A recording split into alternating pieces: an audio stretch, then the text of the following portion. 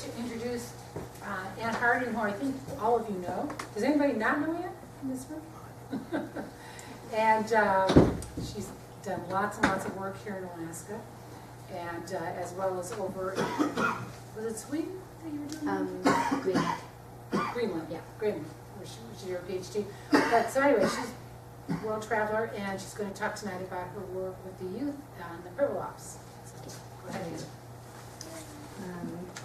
Okay, so I'm going to give a pretty short, and you can all look at the front because I'm a nervous speaker. So I'm going to give a pretty short show. I'm going to do a PowerPoint presentation, and then there's 2 5-minute videos that the kids have made, and they're much better at telling a story than I am, so that's kind of fun.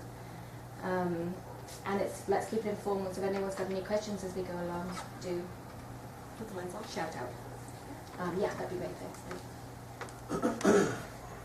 So the Seabird Youth Network is relatively new. We started in 2012 with funding from the North Pacific Research Board.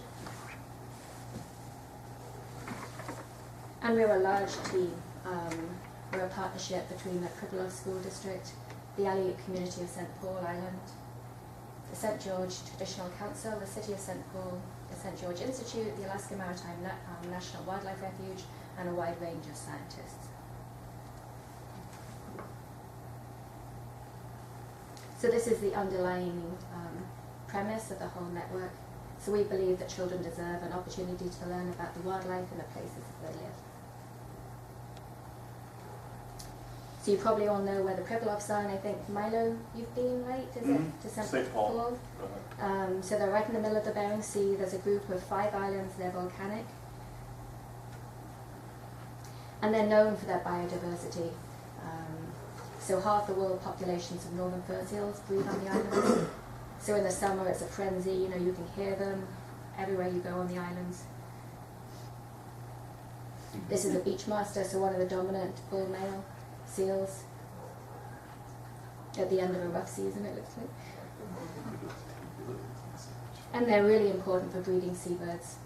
So an estimated 2.8 million come to the islands every summer. So because of the global importance of these populations, they were incorporated into the refuge in the 1980s. So these are least auklets flying.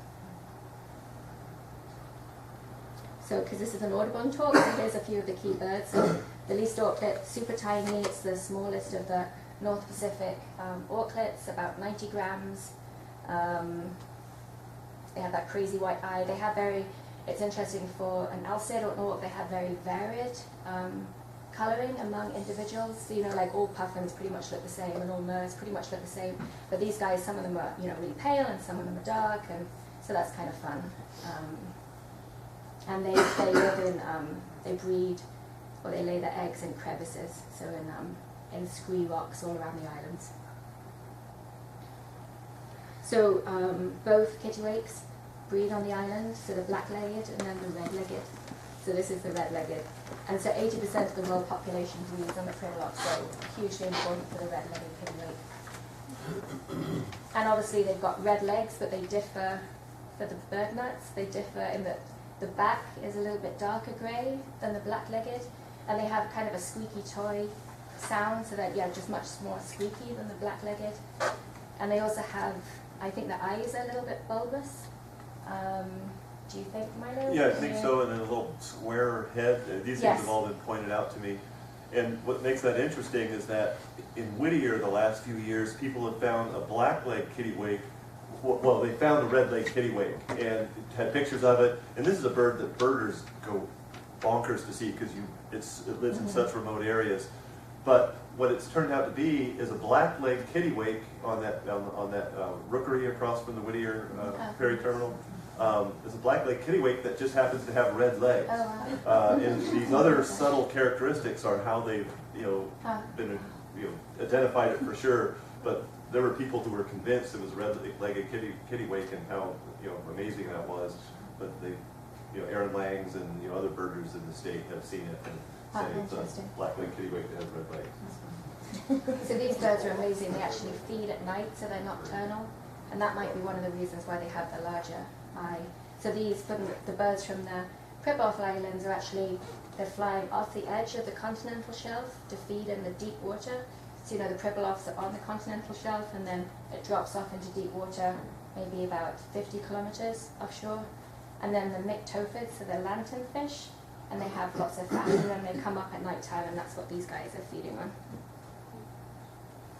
So crested auklets, super cool birds. And then both species are murres, so this is the common murre. And then the picture on the left, you can see the chick is really big, so he looks like he's about to fledge, so probably about 2 weeks old. So tufted puffins.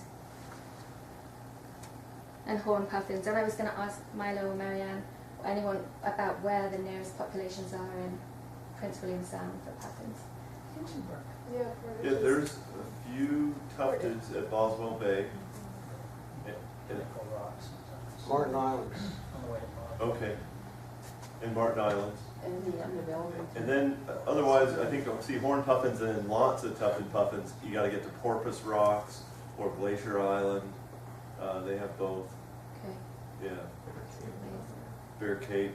Yeah, there's a lot. Yeah. So 2 of the islands on the Pribilofs have native communities. So the Anungan village of St. Paul has a population of about 480. And the school is located just to the right of the picture, it's just off. And this kind of boggles me that that these are breeding fur seals, within shouting distance from the school. And then there's an Anungan village on St. George, and the population is 100. And so the big brown building is the store and the post office. You can see the Russian Orthodox Church in the middle. And then on the far left-hand side, there's a long white building, and that's an historic building. And that's the old wash house, so that's where the fur seal pelts used to be washed when they were commercially harvested. And I think that stopped in St. George in 1973 and on St.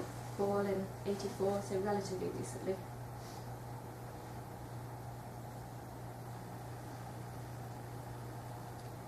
So the Seabird Youth Network, we aim to increase youth awareness and appreciation of the resident seabirds that we hope will lead to future stewardship of the resources. So there's been a concern within the populations or within the communities on the Pribilofs that the economy has really declined. So fishing is doing really poorly, everyone's leaving the island, so there's only 11 students on St. George at the moment. And anyway, things are very tenuous out there, so we really need, people are really starting to think, how can we get more local jobs? So people are excited about maybe using the wealth of seabirds to that advantage. So there's a lot of ecotourism which happens, and then of course the refuge does the monitoring and then research. There is a potential for a fair number of jobs on the island. So the Seabird Youth Work, we do work during the school year and also in the summer holidays. So in the school year, we learn about seabird monitoring, research, and conservation. So seabird lessons are taught within the classrooms on both islands. And then we also have members of the community come in and talk to the students. So this is Paul from the Tribal Ecosystem and Conservation Office. And he came in and talked about what seabirds were present in the winter months around the islands. And then he also gave a hunter safety course. And then on the top right, there's students who are baking nests out of marshmallows and chocolates. So, trying to do as much hands-on as we can in the school. And then we use a website, and that's our main way of communicating between the 2 islands, between teachers and researchers, between refuge people and students. So that we try to keep it pretty simple. It's aimed for 6th and 7th grade, but it can be toned up or down. So we're aiming, for rural communities which have a high turnover in teachers and also a wide range of students. So the kids that are actually using this on the Pribilofs are ranging in age from 4 up to 16. So it's quite tricky to get a target. We have, at present, we have lesson notes. We have 7 seabird lessons, but we're finding that if we want them to have a long-term use in the Pribilofs, they really need to be aligned to educational standards, and they need to be cross-curricular too. So they also need to tick boxes for maths and geography, And they need to be really spelled out because of the high turnover of teachers. So we need to have PowerPoints already created, activities that are fun and totally ready to go. So we have funding for 2 of these curricula, and they're being designed at the moment, and one's an introduction to seabirds, and then the other one's seabirds and invasive species, so that's rats and foxes and cats and such. And then we also have the blog, and this is the area that kids are most looking at. So we share seabird stories in the news, and then we also link what the students are doing on each island so they can kind of see what their friends are up to. And then the most important thing probably is we're linking the researchers to the students. So at the moment we have an extra tag called Kittiwake Behaviour, and there's a new project on the Pribilofs where researchers are looking at red-legged kittiwake foraging behaviour. So if you click on that, it's starting to tell the story of that research, and so it's telling us, you know, about the team. At the moment we're talking about preparation for the field season, and then we'll also facilitate a Skype visit with that researcher to the class before the field starts, and then hopefully also get the kids this summer to visit the scientists in the field as well. So in 2013, the Alaska Teen Media Institute visited St. Paul Island, and what, as a group, we're also hoping not just to teach about seabirds, but you can also use seabirds as a way of, you know, learning other transferable skills, especially media skills, and that's something, you know, all the kids are excited to learn. So making a video, people learned about interviewing and also about iMovie. So Jordan Watson, who used to work at the Science Centre and now works with NOAA in Juneau, he accompanied me on this trip and helped with Leif and helped with some of the technical stuff. Sorry, I did check on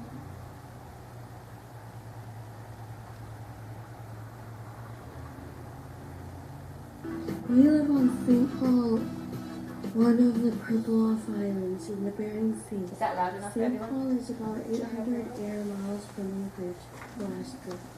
If you want to visit, you take a 3-hour flight, and some planes don't even have a bathroom. There are 79 students at our school, and most of them are alien. In winter, many crab boats come near the island to fish, like on the TV This was show in Deputy's early Catch. May when everyone The took pictures. Pribilofs are known for their large population of northern fur seals. During summer, you can see, hear, and smell the seals on the beaches. The islands have lots of fog in the summer. It helps the grasses turn green and the flowers grow.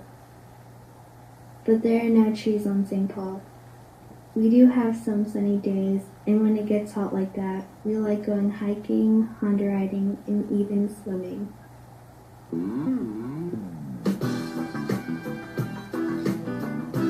There are 10 students in our 6th and 7th grade class.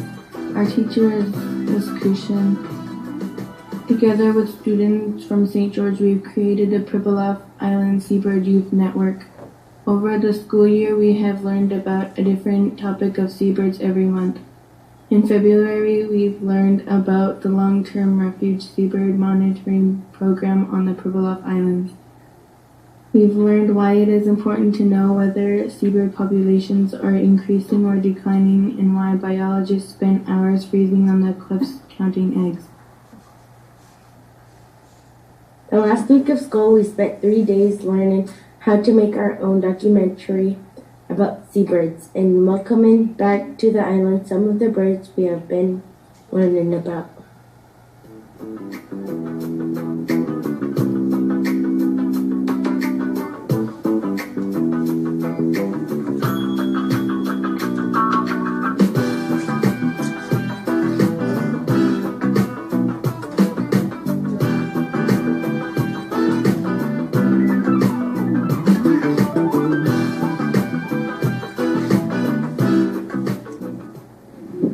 You don't need to do this, Mr. Holcomb. We got this. There are 11 species of seabirds on St. Paul Island, and about 2.8 million birds nest on the Pribilofs. A seabird is a bird that spends most of its life at sea. Here are some facts about some of our seabirds.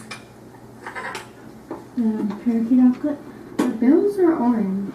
the least auklet, The eyes are white. the tufted puffin, They have the color red around their eyes. the thick-billed mer, They carry one prey item at a time. They carry it like this. the blacklegged kittiwake, They regurgitate food to their chicks. the horned puffin, The horned puffin, they have fleshy horns on their eyes. the crested auklet, The same family as the puffin, and they smell like oranges.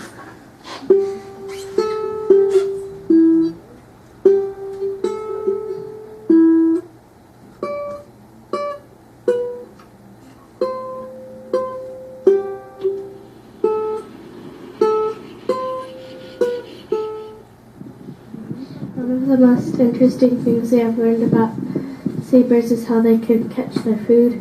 We like how some birds plunge dive into the water and catch their fish. We also like how some birds do a mating dance. Birds need to watch out for plastic and trash. It could be in the water or on the beaches or cliffs. Seabirds might accidentally eat it when they are trying to catch the food. They also can get caught in a fishing net when they're in the water. We need to make sure that we don't throw our trash on the ground or in the ocean. We should keep birds healthy because people up here like to eat them. When we are trying to catch the least auklets, we have to hurry up and hit them with a stick when they fly by. Owlets eat least auklets, chukchis. Other people eat kittiwakes and mers. People used to call red-faced cormorants alley turkeys. Here's a video of our class learning how to cook king eider. King eider duck patros is the patros breast, the king eider duck breast meat. There's no bones. The breast meat is deboned from the duck. Why do you think it's important to learn about our seabirds? Because they help us tell us what's going on with our environment. Okay, what is it like to live on St. Paul? I love it. Okay. why do you think seabirds are important to you and our community? I think seabirds, san, I'm going to say, sakuchan are important to me. I eat them, for one thing. They can teach us so much about life, and I know historically for our Unanga community, they were very, very important in guiding hunters. Birds showed up probably even more than like seals and sea otters and other things like that in spirituality of our people. Take one. Okay. Please introduce yourself. My name is Donovan Westinghoff, and I am 13 years old and live in St. Paul Island, Alaska. What is that you are holding? Least auklet. Is it alive? Nope.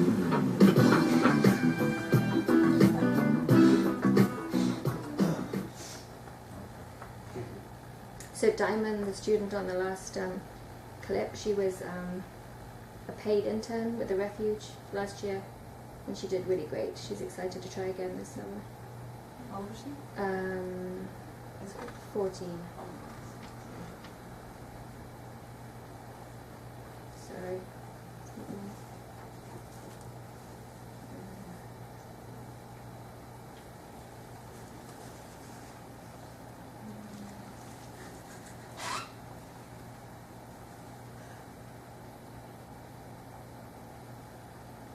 Sorry.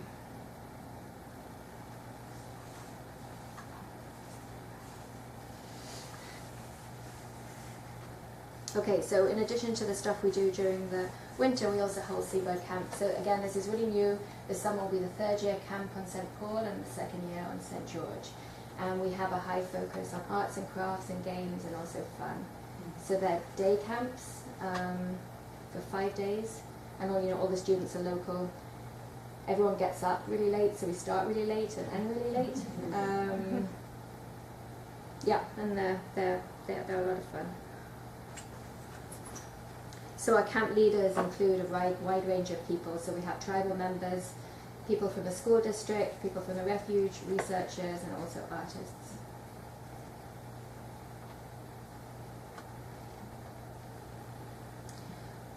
There's a focus on both islands on the cultural importance and the subsistence use of seabirds. So there's hunters from the community who come in and talk about their own experiences and also experiences from the elders. And then Elder Z came in and she cooked mer eggs. She baked them. This is the students on the left blowing the mer eggs. And then she also cooked kittiwakes for everyone for a feast. And then we also want, because there's often a disconnect in communities, and having come from the research side, I can see this happening. It's very easy to come into a community and use them as a platform for easy logistics and come in and out, and no one in the community really knows what you're doing or what the results are. So we're trying to kind of make a better linkage there, not just with what this researchers are doing on the island, but we actually want feedback on what they're learning. So any research project that is happening to do with seabirds on the island, the researchers are coming in and either talking in person or Skyping to the students in the classroom, and then they're also posting updates and results on the blog. There's a lot of arts and games. This is a seabird float for 4th of July. So Rum Papish, who designed the seabird logo as well, is an incredible artist, and he's a camp leader on St. Paul, and he had a lot to do with the costumes here. On St. Paul this summer he's planning to do a theatre production.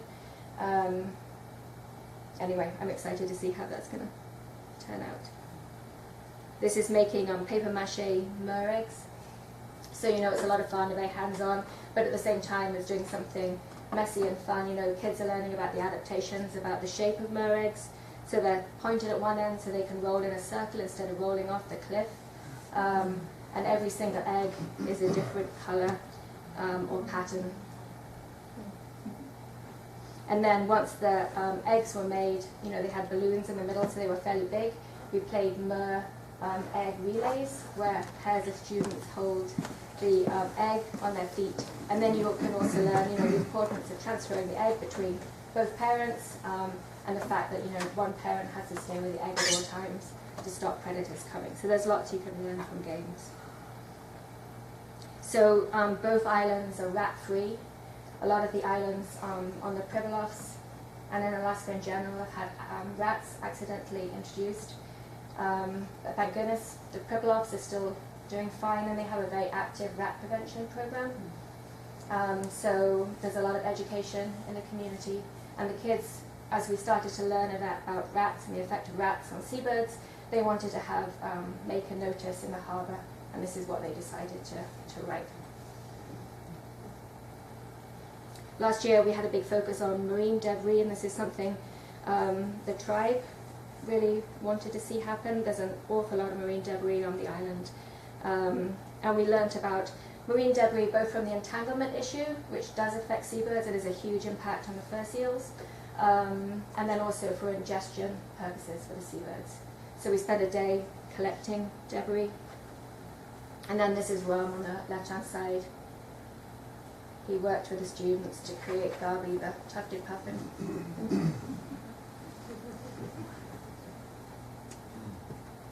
The kids made their own t-shirts from camp. And then Rum designed a Chutes and Ladders game, which is based on the trials and tribulations of being a refuge biologist. Buoy races at the 4th of July. And then this is dressing up as a seabird, so learning about the adaptations of seabird, and kids always love this. So the person on the right has got, the insulated vest. He's got salt glands above his eyes. Sorry, that's the one on the right, and then the one on the left has got the balloons, and we talked a lot about, it seems like kids love anything dynamic, and a lot of seabirds they do pretty cool stuff. So gannets, they dive at 100 miles an hour when they hit the water. So they have this like bubble wrap on their chest, which protects their vital organs. So the kids love learning about that.